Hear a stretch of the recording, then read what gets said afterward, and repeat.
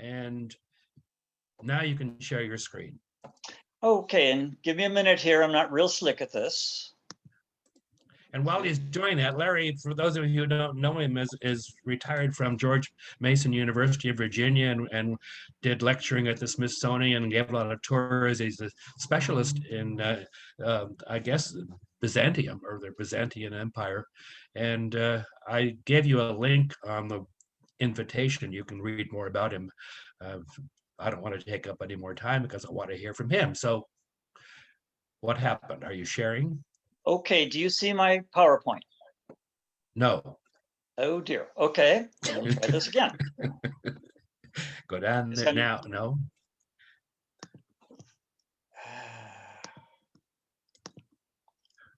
We do not. You're not. Did you hit the share button? I want to make sure that you're still a co-host. Yeah, here we go. Now we're okay. There you got it.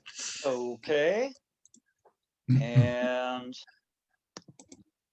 try one more trick. Now, do you see that? Yep, perfect. Okay, I guess I'm ready to go. Well, thank you so much, Bob, for your invitation to speak to your group. And thank you all for coming and seeing what's going on. This is a talk I gave a couple weeks ago at the East Hawaii Cultural Center here in Hilo, my home institution. And it was inspired by a wonderful exhibition by our local Vietnamese American artist, 𝗵𝗵𝗶𝗋. I thought it would be a great opportunity to kind of fill out the background, give some context to her show by giving you some of my memories, some of my learning about Vietnam. Partly this is because I was supposed to be taking a tour with the Smithsonian to Vietnam in December, and boy, that sure didn't happen. If anybody's interested, they're going to schedule another tour next February with me accompanying as lecturer. Maybe some of you might be interested. In any case, let's enter the Temple of Literature here and see what we've got. Here's a photo of the exhibition. And again, I'm honored that 𝗵 is with us today. It's a gorgeous exhibition that was curated by our gallery director, Andre Kramars. And some of these photos are his, some of these are mine, some of these are book scans. The show was a series of multimedia works, or mixed media, I should say, that 𝗵 has been doing for the last some years. Along with some help from her neighbors and friends, I sat at the desk every Tuesday and watched people come in saying, oh, I helped work on that firecracker piece, which I thought was kind of wonderful. Right next to my desk were these two beautiful hangings depicting 𝗵's home village and her escape to the larger world. And I would sit there and I would listen to people's comments, and they would ask me questions like, wait a minute, this is Vietnam. Why is there a Catholic church? Why is there the Virgin Mary? Why is there a cow standing in a field of grass? And so I found myself kind of doing a little bit of docent work myself on Vietnam, and thought I would share a little bit of that with you folks. I understand a lot of you are docents, and so I've beefed this up a little bit with some extra objects as red meat for all of you. But let me show you what I was thinking about. I don't intend to explain her show. She can do that herself.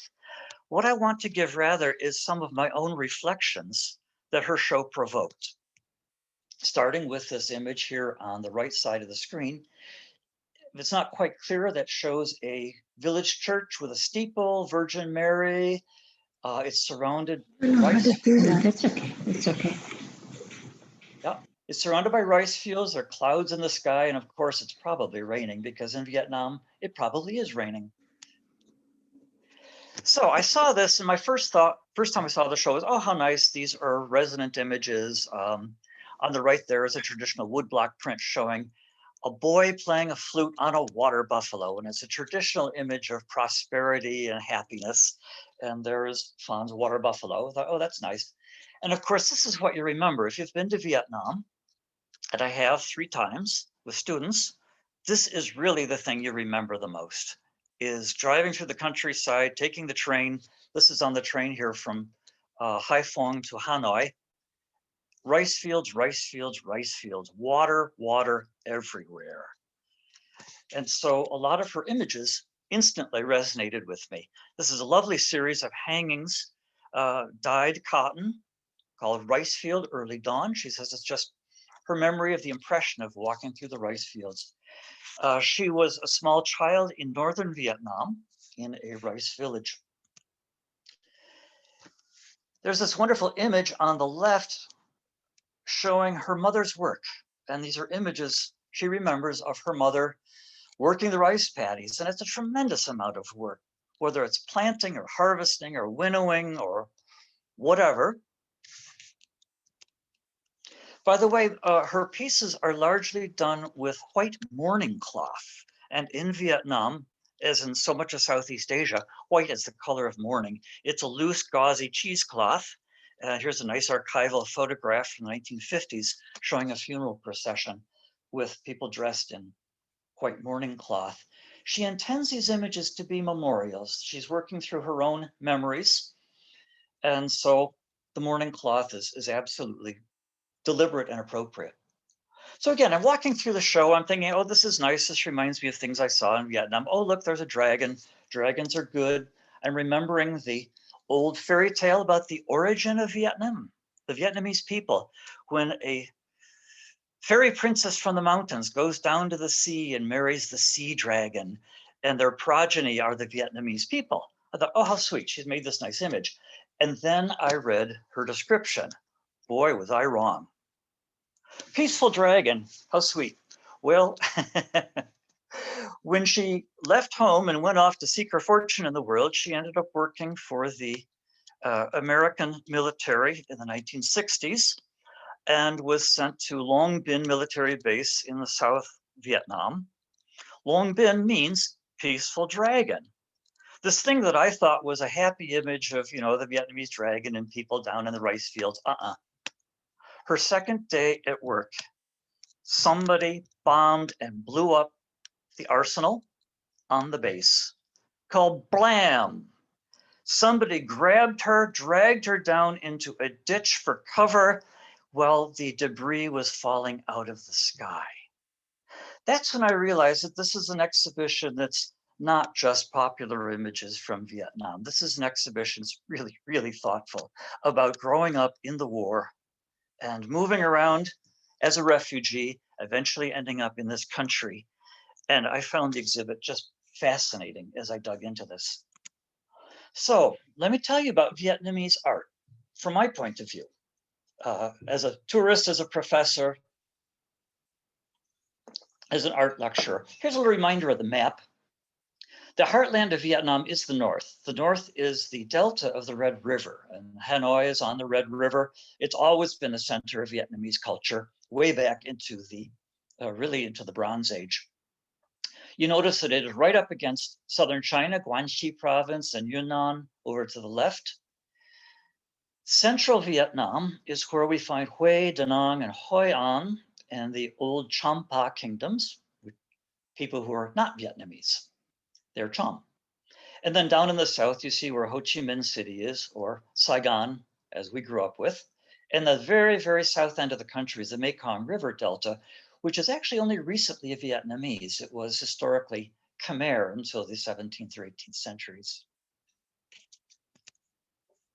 To understand Vietnam, you really have to understand the geography.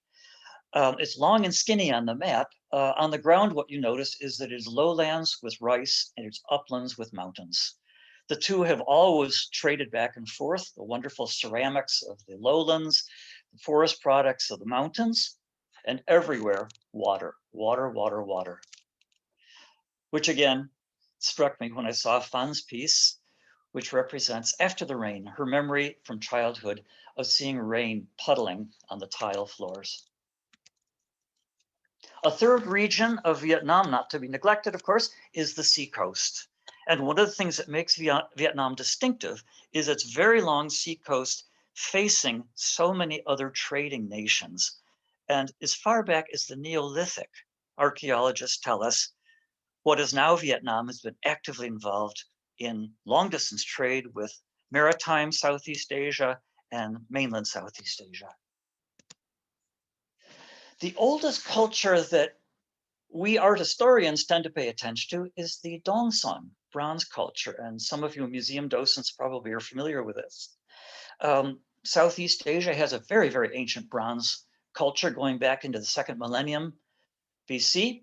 And somewhere around 700, this wonderful culture localized in the Red River Delta near today's Hanoi were producing fantastic lost wax cast bronzes that were traded all over maritime and mainland Southeast Asia, as far as the Philippines, as far as India, up into China and down into Java.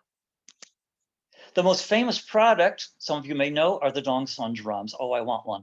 These are wonderful things. They're very large. They're 3.5 feet in diameter. They have lugs for hanging. You can see lugs along the side there, I think.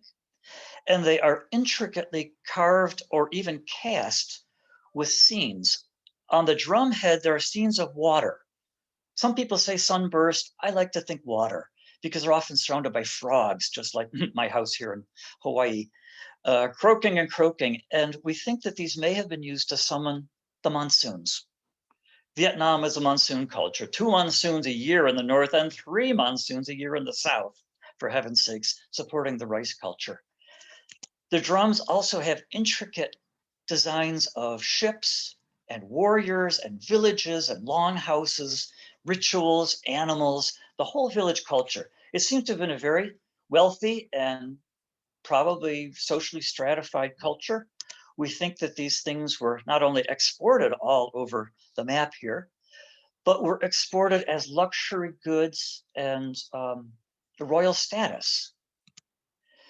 That these things were hung sideways, as you see here in this reconstruction of a village of stilt houses, and were probably used to summon the usual things, meetings, wars, whatnot, but also we think were used to summon the monsoons, which would be, of course, an act of royal power, a sign of royal prestige to be able to summon the monsoons. They found hundreds of these things all over, and they're often filled with treasure and buried carefully. So they were clearly objects of the highest prestige and value. What about the villages themselves? They're mostly gone because they were wooden and stilt, and that just doesn't survive. But we do have one great fortress just outside of Hanoi, the Koloa Citadel, which was a series of concentric moated regions. You can see part of the dikes up there on the right, now surrounded by rice fields. They found lots and lots of bronzes there, including one of the largest of all, the drums. There is a village there today that commemorates some of the ancient kings of Vietnam. Their memories from, say, the 𝗏 Dynasty have continued to be revered today. We can imagine what the houses were like if we look at some of the models at the Ethnographic Museum in Hanoi. Village longhouses, still very much a feature of Vietnamese village life today. They would have been up on stilts. They would have been elaborately wood carved and filled with the various craft items that the Vietnamese were so good at. Textiles, for one thing. And you can still get some hint of the pre-modern textile cultures up in the Northwest Mountains. The loom here is a Vietnamese loom. The overshot weaving is a Vietnamese technique. Of course, as many of you know, textile goes beyond just clothing and utility. Textile is the center of culture in many of the cultures of Southeast Asia and worldwide, of course, where textiles buy you status, they buy you brides, they buy you grooms, they indicate rank, and they decorate ceremonies. You notice baskets here also, an important part of the longhouse culture. And the third art that we should be very much aware of, probably the best known of all Vietnamese arts outside of Vietnam, are ceramics. And those of you who are docents are probably familiar with Vietnamese ceramics. They're gorgeous. They result from the very fine light gray clays of the Red River Valley. They've been not just made, but traded for millennia all around the region. There are still some preserved pottery villages, carefully selected and landmarked by the village. What is she doing there on the right? Apparently she's hand building some utility ceramics using matting as a mold and a decoration. Oh, okay.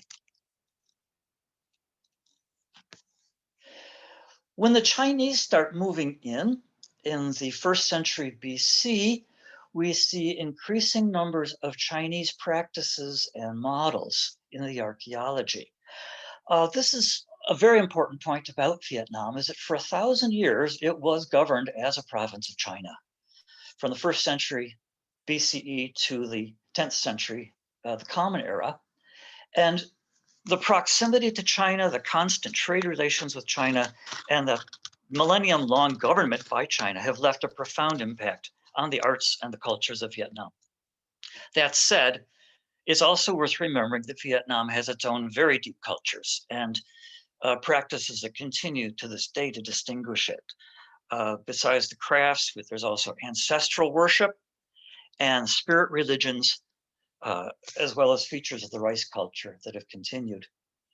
But still, we call it the Han Viet period during the late Han Dynasty in the Eastern Han Dynasty in China. When we see things like burial goods, burial houses in the clay, the ceramic archaeology. I looked at these little models and I looked at some of Phan's art here at the EHCC, and oh yeah, it rang some bells. Here are a couple of her sculptural pieces on the wall representing houses that she remembers from childhood.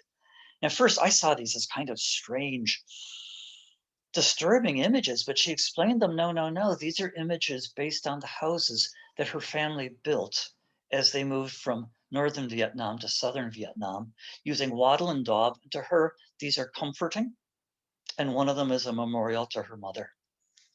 Interesting. The village longhouses continue to be major features of Vietnam villages today. The styles change over the years, but this is a famous one. It's still the seat of government. Also notice my little description there, all the shrines inside: mountain spirit, forest spirit, gods of agriculture, 6 village heroes, and oh yes, this is also where you go, you pay your taxes and meet the mayor.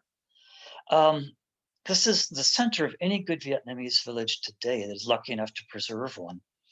And they preserve the many ancestral and spiritual aspects of Vietnam culture. What about technical stuff with the Chinese? With the Chinese coming in and taking over the Red River Valley, there's an influx of Chinese ceramicists into what was already a major ceramics culture. They brought things like high firing so that we can have stoneware and ash glazes that I'm told require stoneware to be used. This is a very Chinese form, actually discovered near Hanoi. An ear cup is for drinking. Looks like a nice drinking cup, yeah. The Vietnamese didn't take to the Chinese occupation very well, I must add. There's continual revolt over the 1,000-year period. A very famous one commemorated in this lovely folk print by the Trung sisters, who led a rebellion. Well, it didn't end well. In the Vietnamese version, oh, they were heroic. They drove out the invaders and they committed suicide at some point. Well, no. The Chinese version, which has actually been written down, they lost and were executed. Oh, well. You notice, by the way, the Chinese characters. Until modern times, Vietnamese used both Chinese and a Vietnamese form of Chinese writing. And it's really only in the 19th, 20th centuries that was superseded by the Roman alphabet. Chinese forms influence Vietnamese works in other ways. There's a stoneware ewer with a chicken's head there on the left, very much in the mode of a Han Dynasty Chinese piece. And on the right, 2 views of a Vietnamese Dongsan bronze that has been done with Dongsan characteristics in the decoration, but also Chinese inscription and a Chinese shape overall. So there's some merging of the arts. The influx of Buddhism is profound, of course, all over Southeast Asia. On the left, there is a very small Chinese bronze from 6th or 7th century that was found near the Mekong Delta, and a somewhat larger, maybe 30-inch or so wooden piece that seems to be local manufacture from the Delta. I'm not calling it Vietnamese. It could be Cham, it could be Khmer, we're not really sure. But Buddhism comes in with the Chinese period. And again, Buddhism, like so many things, has a profound impact upon Vietnamese arts and Vietnamese culture. Along with Buddhism, the Chinese bring in Confucianism and Taoism. All of them still to this day, very, very important aspects of Vietnamese culture. All over the country, of course, are great Buddhist shrines. The terminology is a little confusing for us. A pagoda is how the Vietnamese describe the entire Buddhist complex. We think of pagoda as just the tower. No, no, no. They say pagoda, but they mean the whole temple. Or in this case, the perfume pagoda, it's an entire village full of temples that there's an annual pilgrimage by boat up the river. People pour into the holy caves that are, of course, an ancient part of Southeast Asian ritual and ancestral belief before the Buddhists take it over. The architecture, one seems today, is heavily Chinese influenced, though later Vietnamese architects developed their own variations. Another very famous tiny Buddhist shrine that some of you may know is the one-pillar pagoda in the middle of Hanoi, built apparently by the emperor to the Guan Yin, or in Vietnamese, Quan Am, in gratitude for her bringing him a son, which he needed. Like so many things in East Asia, this isn't ancient. This is rebuilt and rebuilt and rebuilt and rebuilt. You're familiar with that maybe from China. Same in Vietnam, but it's been here since 1049 in one form or another. What remains of the wooden sculpture of Buddhism is preserved in a number of Vietnam's great museums in Hanoi and in Ho Chi Minh City. This is a great wood carving culture, among other things, along with ceramics and textiles. And so the museums often have these beautiful polychromed images that have been saved from the country's quite violent history and put into the museums. Again, this rang bells for me when I walked through our exhibit and saw our artist Phan's beautiful assemblage on the floor of bowls filled with bouquets as an offering to the Virgin Mary and the saints from her village memories. And I'm thinking, oh yes, that reminds me of so many offerings that I've seen at Buddhist temples and Confucian temples and Taoist temples in Vietnam with bowls of flowers beautifully arranged. And I was struck Phan would come every 2 weeks on Tuesday when I was there and rearrange the flowers, and it rang bells for me. Besides Buddhism, Confucianism is a major force in Vietnamese culture. The Temple of Literature here in Hanoi is another of the oldest preserved temples in Vietnam, a very, very important landmark. As you know from Confucian cultures in China, this is where the exams were held. This is where you would study your literature, study your Confucian literature, memorize your classics. You would go through the imperial exams every 2 or 3 years, and a very, very few scholars would be chosen to enter the government. So this is a hugely important landmark of Vietnamese culture. Like any good Chinese style temple, it's a series of courtyards on a long axis, south to north, with the most important temples at the far end. And there he is at the far end, along with some other features of the temple complex. A ritual pond. This is Vietnam, you gotta have water. And one of those drums that, it recalls Chinese drums. It also recalls those suspended Dongsaan drums that we saw earlier. Taoism. Taoism is a funny term. As in China, Taoism tends to label kind of anything that isn't Confucian or Buddhist.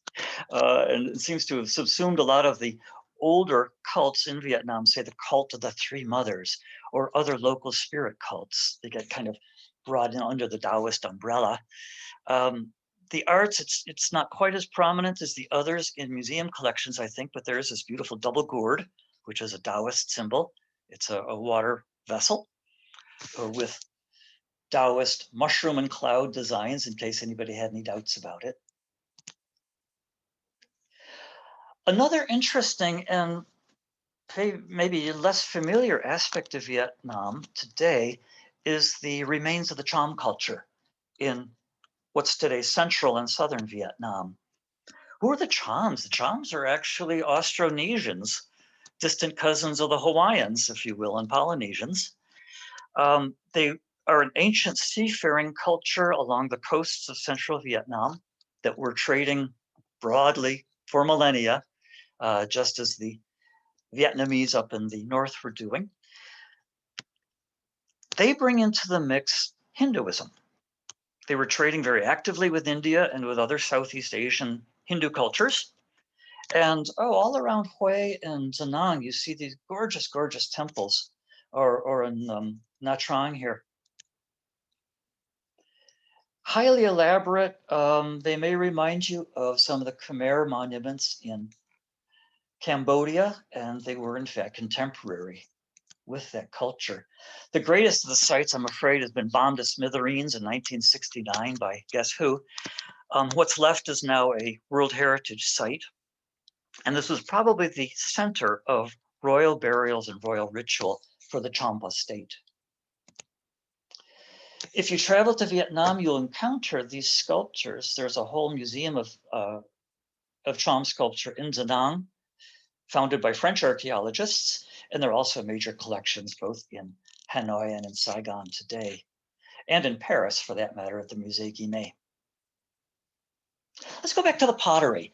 Again, pottery is probably the Vietnamese art most familiar to Western audiences. And if there's anything Vietnamese in your museum, it's probably one of their gorgeous, gorgeous ceramics.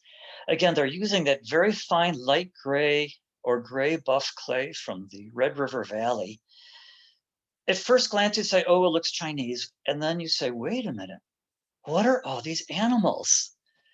Dragons' heads and birds and thises and thatses and fishes and flowers.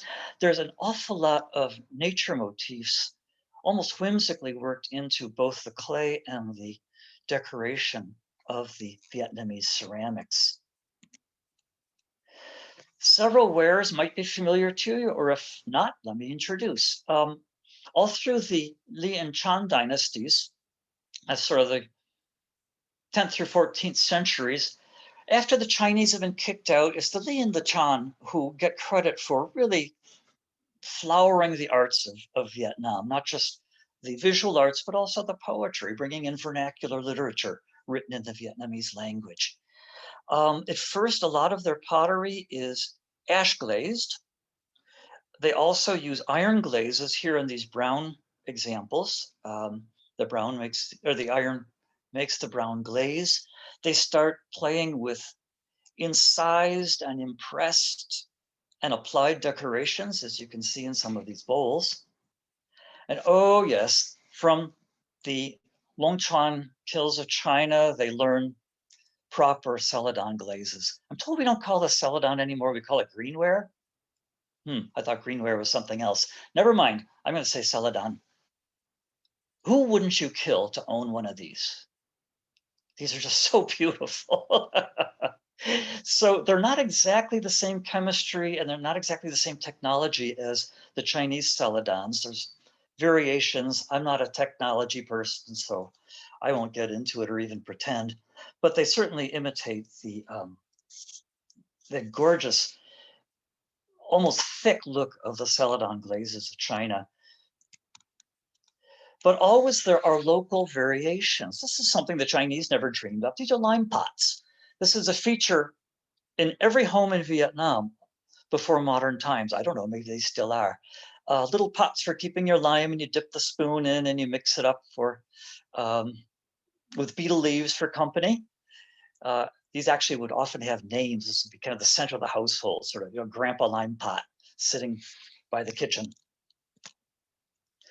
Another feature of Vietnamese ceramics is the extravagant use of wildlife motifs. And look at this. When they start doing blue and white ware, which they do in the 14th, 15th century, the Chinese start blue and white ware, as you may know, in imitation of Arab wares. And they made it for export to the Islamic world before deciding they kind of liked it and started doing it for themselves. You may also know that there was a period in the early Ming dynasty when the Ming forbade the export of this stuff for whatever Ming reasons. Hooray! the Vietnamese and the Thai potters jumped right into the world export market and started marketing instead of the Chinese and established things. I mean, these things actually turn up as far away as Istanbul in the Royal Ottoman collections in 𝗕𝗵𝗿𝗀𝗀 Palace. What isn't Chinese? Those animals, ducks, goldfish, all sorts of things, mixing things like dragons with phoenixes, or not dragons and phoenixes, but dragons and peonies. The Chinese potters would never mix an imperial dragon with a stupid peony. But the Vietnamese artists have a real, seems to be kind of a sort of a joy of nature motifs.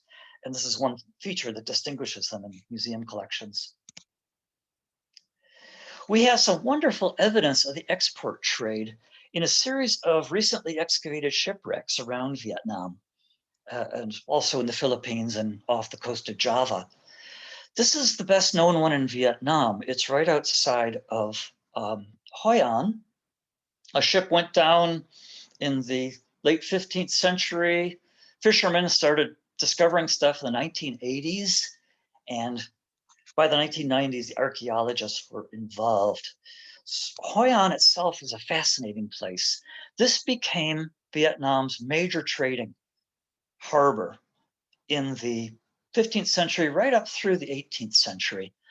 It flourished when Northern Vietnam was kind of too Confucian to bother with business.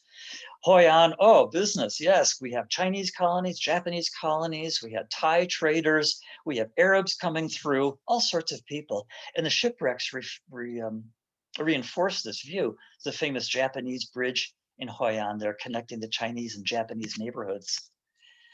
Anyway, the archaeologists dug up, found thousands and thousands and thousands, literally hundreds of thousands of mostly Vietnamese-made wares in this one shipwreck, and has set up a beautiful little museum of trading ceramics there in Hoi An. And very, very controversially, as in other Southeast Asian shipwrecks, they sold the bulk of the stuff on the open market. Let the national museums pick out the good stuff, keep that at home, set up this museum, sell off the cereal bowls, and with the money from that, set up and endow these museums. This is now standard practice all over Southeast Asia, and it, of course, absolutely horrifies American archaeologists. Oh, you can't sell off the finds, that's terrible, to the point where the Smithsonian canceled the whole exhibit of this stuff that only opened a few years later at the Asia Society in New York. Never mind, whole different topic. Again, the Vietnamese wares are distinguished by their wonderful, lively animal designs, amongst other things. And some of these were dug up in those shipwrecks. Moving later into the 17th and 18th century, the Vietnamese potters seem to go through kind of a Baroque phase. They start adding polychrome. They start doing these open carved rundles. You see there on the left. You think, how does that hold water? Well, there's an inner vase inside the outer vase. The inner vase holds the water. The outer vase is there for looks. And in fact, if you go to Vietnam today, you'll notice that in a lot of the old buildings, you really want to call it Baroque. Designed from the 17th and 18th century with massively heavy architectural features. This is where they're starting to make a lot of contact, a lot of trade with Europeans, not just with traders, but also with missionaries, Jesuits.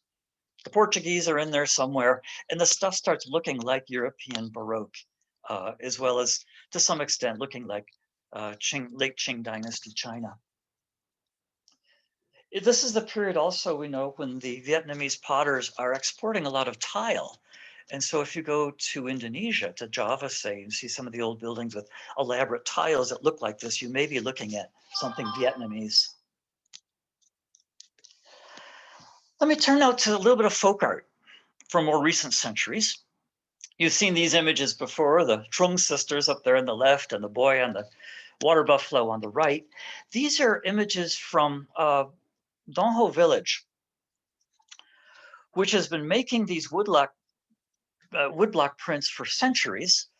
You can see a gentleman down there carving the base block, or the index block, which is going to be black. And then successive colors are added with successive wood blocks. I love this, the mouse's wedding. The idea is, well, if you're a mouse, you still have to pay homage to the cat, even at your own wedding. And so there's the wedding procession. They're all going up and the cat is going, yeah, yeah, yeah. Little comment on aristocrats and peasants there. The city of Hanoi has its own version. The Hong Trong prints that are made on that particular street in Hanoi, they're still making them, though I understand is dying out fast and the government's trying hard to subsidize the last few craftsmen willing to do this. What they're doing here is they're making the black outline woodblock and then they're hand painting much of the rest. It's very labor intensive. What are these for? Both these and the Dong Ho prints, these are for Tet, New Year's. You would decorate your house. Even if you didn't have much money, you could buy a print, and you can still buy these today. I've got one of these somewhere in storage. And you decorate the house with these. So the images are very traditional, they're joyful, they refer to the history, they refer to folk tales, dragons prominently feature, and whatnot. Look at those wonderful 5 lions. Ooh. Another folk art that you may be aware of if you've been to Vietnam is the water puppetry, which all supposedly comes from one village. And again, it's rice-based. People who are used to working in rice paddies all day long developed this wonderful form of puppetry for the village pond, which is usually right across from the village longhouse and the village banyan tree. The puppets are, 3-4 feet tall. They're manipulated by puppeteers who hide behind the screen, so you can see on the lower left there, they've come out to take a bow. This is still alive and well. One thing I love about Vietnamese arts and crafts is they're so colorful. I've taken students to Vietnam 3 times. The students just love it. No one is cheap, students like that. But more to the point, things are fun. The folk arts are fun. They're lively, they're bright, they're paper mache, they're carved wood, they're lacquer, they're affordable. My students always walk back onto the ship with armloads of the stuff. And it's one of the most attractive features, I think, of the folk arts. It's just their sheer fun. Oh, not fun, too much fun. Let's look at palace arts. Again, the best preserved of the palaces, and only barely, is the one at Hue. The tour guides say, oh, this is the ancient capital of Vietnam. Well, no, it's not. It's the 19th century and early 20th century capital of Vietnam, of the Nguyen dynasty, the last dynasty of Vietnam. The last Nguyen emperor abdicated in 1945 to the forces of 𝗁𝗵𝗄. And then the Hue Royal Palace was bombed to smithereens again in 1969. It's being rebuilt bit by bit. Some of it is in good shape. The Great Gate here.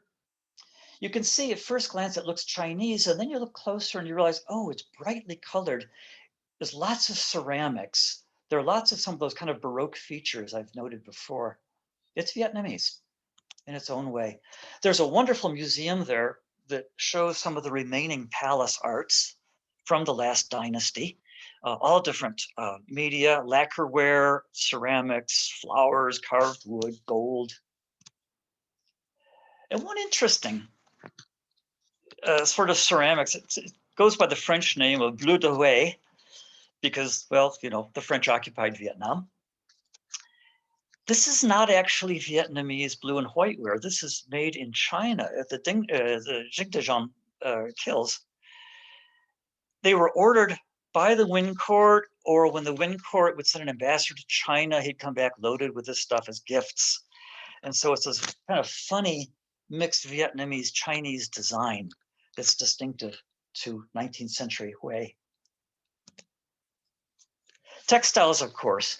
The great silk producing region of Vietnam is right around Hoi An, which is not very far from Hue. This is one of the great trading products of Hoi An, and of course, one of the great products of the royal court. If you've been to Hue, you also remember the magnificent royal tombs outside of the city, some of them in a pure Vietnamese architecture, all of this surrounded by water, of course. Some of them become more Baroque, more elaborate, and some of them actually in the early 20th century start taking on French Second Empire features. So it's really kind of a wonderful mixture of styles here at Hue. Of course, when you tour Vietnam, there's always the war. And you try to not obsess about it. The guides like to say, please think of Vietnam as a country, not a war. But then these things pop out at you. What is this? This is a wonderful temple just outside of Hue. My students said, oh, look, there's an old car. That's fun. No, it's not fun. We read the description. This is the car that transported the abbot of this monastery to his fiery suicide as a protest in the middle of Saigon and on the American Evening News. And yes, I remember it as a child. Oh. It was also touring around Hue. I looked out the window of the bus and I saw a whole forest of white pines. White pines? What are we doing with white pines? Oh, said the guide, it's the only thing that grew in the Agent Orange. Ow.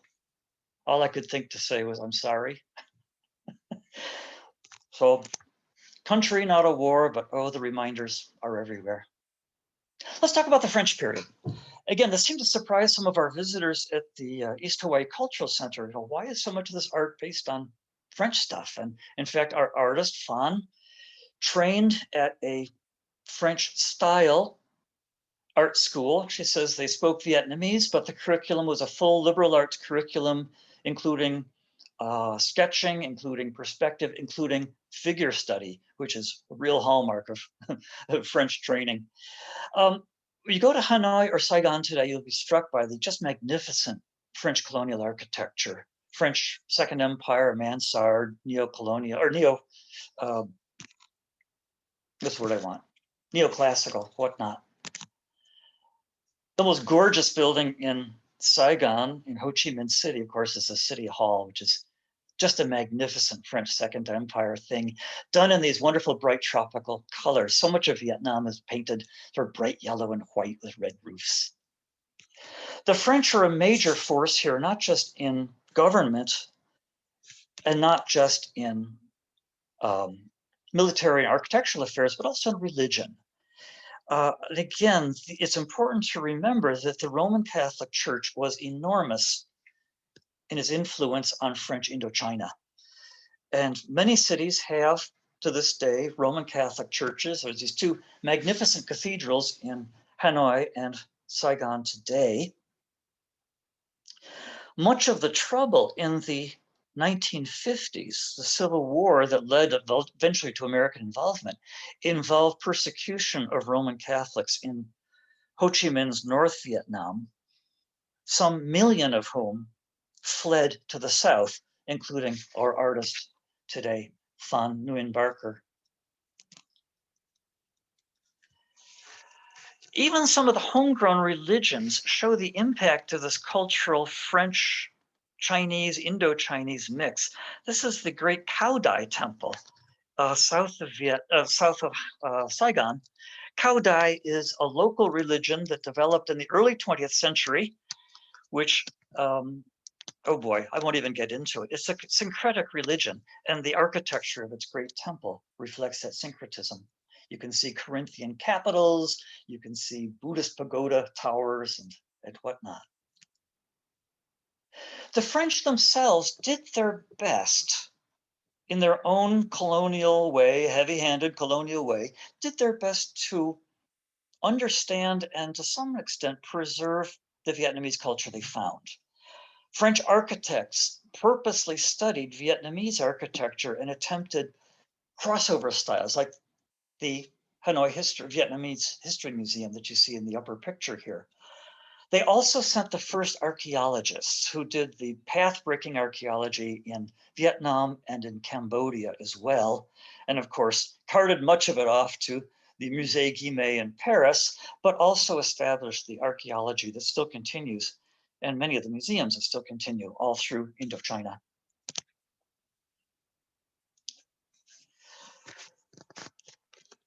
This is the Fine Arts Museum in Hanoi today, and it's a good place to talk about modern 20th century Vietnamese art. The French set up a school in Hanoi, the École des Beaux-Arts de l'Indochine, 1925. It was set up by two French artists and art teachers who brought on a small number, 4 or 5 originally Vietnamese male artists, trained them in a Western art style.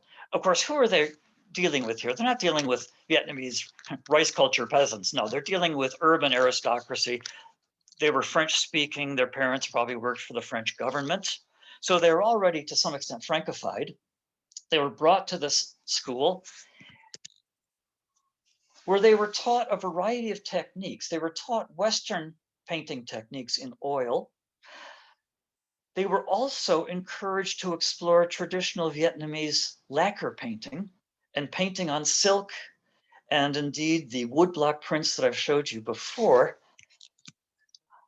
A number of the most famous artists in the 1920s and 30s did this sort of mixed East Asian looking painting technique on silk, but using themes and perspective from Western art.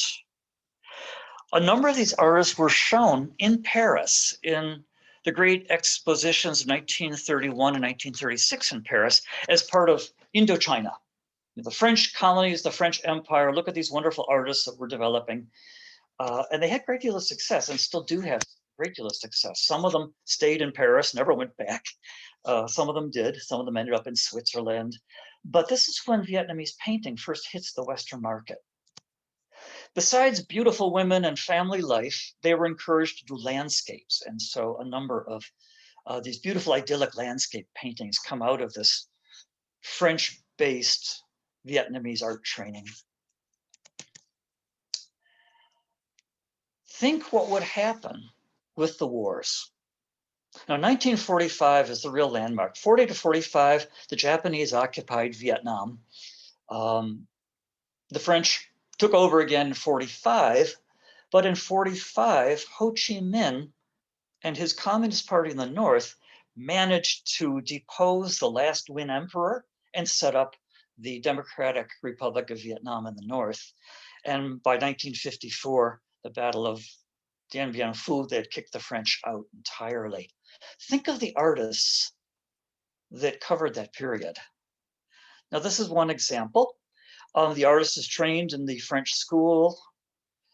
We've got Western perspective, a charming family scene there of, 2 women and a child. This artist stayed and starts developing military art, as so many of them did. What happened is that in northern Vietnam, in North Vietnam, which was a state now, the artists were rounded up and put into an official state guild. They were state employees. They were given bare basic minimum housing, a bowl of rice a day, something like that, and were put to work designing for the new communist state. They designed the money. There's a Dong bill, 1945. They were designing propaganda posters, or were simply turning those idyllic landscapes into more thematic landscapes involving peasants and soldiers, supporting the war effort, in other words, through social realism that you're familiar with from, say, Eastern Europe at the same time.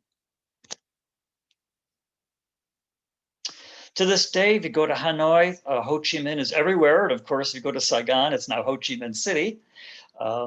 Besides the great monument, the great mausoleum of Ho Chi Minh there in the left, I also was delighted to find this children's playground with Uncle Ho playing with the children there.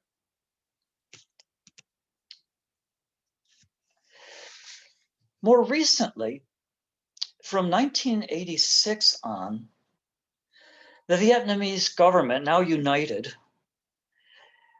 promoted not only economic opening leading to today's relative prosperity in Vietnam, but they also opened up the art world. In the South, the artists had been continuing on in more or less a mixed Vietnamese Western tradition. Up in the North, though, they'd never really encountered abstraction, which apparently came as a huge shock after 1986, when the North and South Vietnamese artists started exchanging. Oh my God, abstraction, what do you do? What a number of artists have done is gone back to the old printmaking tradition that I showed you earlier. Here are two examples, using the heavy black outline, flattened images, using paper, using silk, woodblock. And nowadays, I'm not going to get into it, but since 1986, of course, Vietnam artists have gone global. There's a lot to that. For one thing, in the North, the whole market system was a total shock. You mean I can sell a painting for $90,000? And it's an interesting evolution, going from early in the century being, working as artists for the French colonials, mid-century working as artists for the communist state, and then at the end of the century and into the 21st century, working as artists for the global art market. And so there's, at this point, Vietnamese artists are global artists working in all available media, electronic media, you name it, and selling globally. I love that image, by the way, on the right, war, imagined by a North Vietnamese artist as the Mona Lisa coming in flames and terrorizing their country. Oh dear, oh dear, oh dear, oh dear. Well, I'm not going to get into contemporary art. That's somebody else's lecture. I think I'm going to leave last words to our featured artist today, Phan Nguyen Barker. This is one of her beautiful hanging pieces in our gallery, done on mourning cloth. And she writes about it, "For me, there was no winning in the war. Both sides suffered terrible casualties. I wish the United States had helped the Vietnamese build roads and schools and hospitals. Helping us to fight the war was directly making it worse. War destroys a country in so many layers, physically, spiritually, and emotionally, for many generations." Once more, I'm thinking of what the guides have told us so often, touring Vietnam with my students. Please think of Vietnam as a country, not just a war. Thank you all for your attention. I'm going to end there with special thanks to all of these people. And if we have any time, I'm happy to let Bob figure out how to deal with questions. We do have questions, and you can either stop sharing or I'm going to go and change my view to side-by-side gallery so I can see everybody. And we have a few questions. Let's see. Oh, a lot of questions. And I'll rely on you to tell me when enough is enough. Okay. Marianne Michaels, who's now turning 70, she's old. Marianne says, "Can you say more about the mushroom and cloud symbology in Taoism?" Oh my goodness. I once gave a series of lectures at the Smithsonian on Taoism and Chinese art. I think it was 4 lectures, which means it's a long answer. But they're both talismans of Taoist magic. And in the magical, mystical side of Taoism, the emphasis is on longevity and even immortality. And those are two of the talismanic things that help bring longevity or maybe even immortality. I think I'll leave it at that. Okay, we'll wait for another lecture.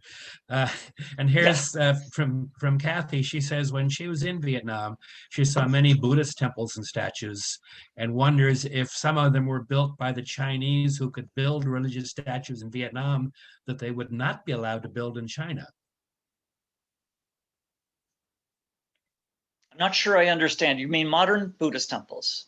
Yes, they're all modern, huge, giant pagoda systems and temples. I mean, just so many, so huge, all modern. Oh, okay. I understand your question. Thank you. Interesting. Yeah, Vietnam never had a cultural revolution in the way China did. Even in communist North Vietnam, I'm not aware that there was wide-scale destruction of temples. Ho Chi Minh was much more interested in enlisting the peasants than in scaring them off. I think you're probably quite right that construction has gone on unimpeded in Vietnam, and you're quite right. In China, there was that 20-year gap, really, when that would have been quite unacceptable. Nowadays, though, in China, I note that the Buddhist temples are very much back in fashion, back in favor. monks and nuns are back in business, but that is all quite recent since the post-Maoist reforms. Okay. And then Greg Spencer is interested in the lime pot, and we're thinking the lime is the limestone, not lime that grows on trees, right? Yeah, it's a calcium lime something or other, and you mix it with betel nut and you chew it. It's that stuff, you know, Bloody Mary in South Pacific. She's chewing betel nut. It's the stuff that foams up red. It's a mild narcotic, apparently, and all over South and Southeast Asia, mainland and the islands, forever. It's been a sign of hospitality. It's been a sign of conviviality. Nowadays, it's considered a little tacky, but the pots are a little archaeological reminder of that, and they're still very much out there on the market. You can find them. In Cambodia, you see them in animal forms. They're elephants and they're fishes and they're wonderful things, but they are quite a cultural monument. Yeah. So we'll let Greg go and try it out and tell us next week what it's all like.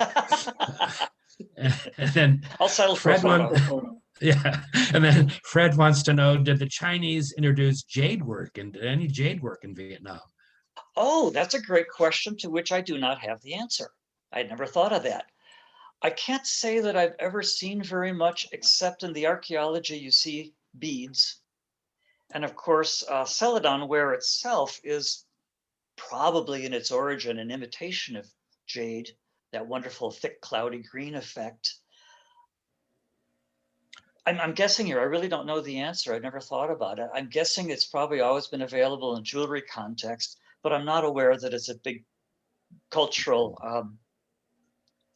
thing the way it is in China. I'm not aware that it's a hugely valuable thing. I could be wrong on that.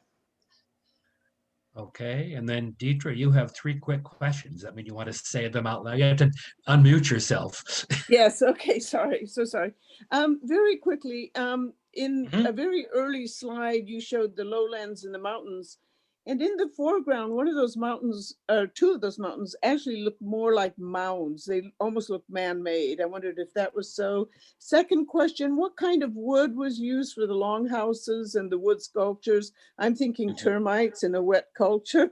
And then lastly, in the 1990s, in Amsterdam, there was an auction of Vietnamese blue and white china.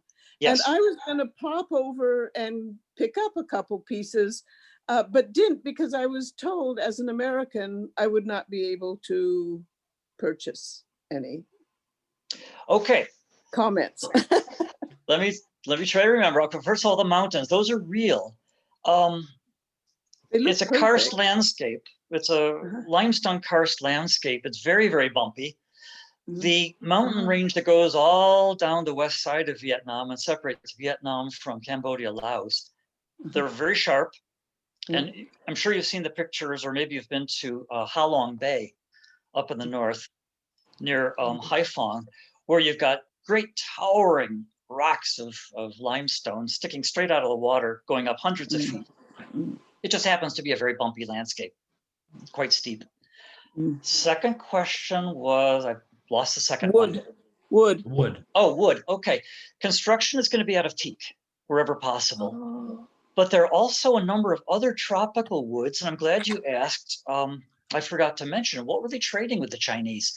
The Chinese, before they took over Vietnam, were trading for tropical woods like eaglewood and ebony, as well as teak, all of which are very hard and very insect resistant. And to this day, they're used for carving. They're also trading for pearls, for feathers, and other tropical luxury materials.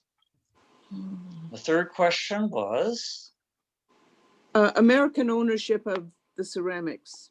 Gotcha. I know exactly which auction that was. That was, in fact, one of the auctions from the shipwreck near Hoi An. And the Dutch were perfectly happy to facilitate that. It was Sotheby's or one of those, but it was in Amsterdam. To this day, American archaeology is dead set against the notion of selling off artifacts. All artifacts should be conserved.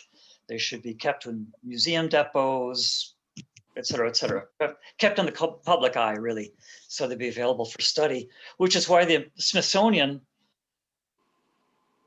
archaeologists were so shocked when the Smithsonian's own Freer Gallery wanted to put on a show based on that shipwreck archaeology.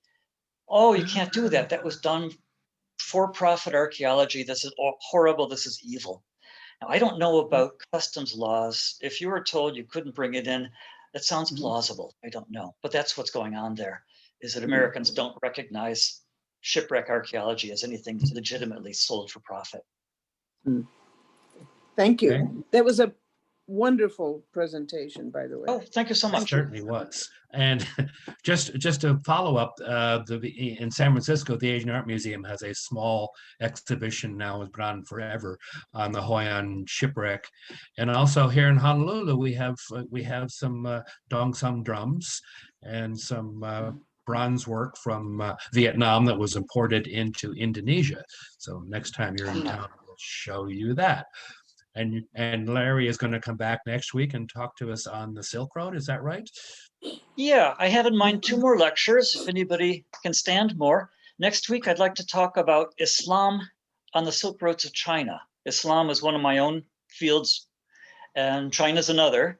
And I found it very interesting to investigate Islam in China, and it was doing so before the horribleness started up in Xinjiang province. But we'll look at the history of the Silk Road, bringing Islam into China, and maybe also touch on the background of the horribleness going on now in Xinjiang. And then 2 weeks, I'd like to come back with a lecture on Islamic art along the maritime spice routes. Wonderful. Any of you who are here for the first time today, if you want to get on my distribution list, send me an email. I've got 60 people on the list, and there are over 60 people here today, so some of you aren't on my list. So send me your email, and I'll add you to the distribution list, and you'll automatically get the link.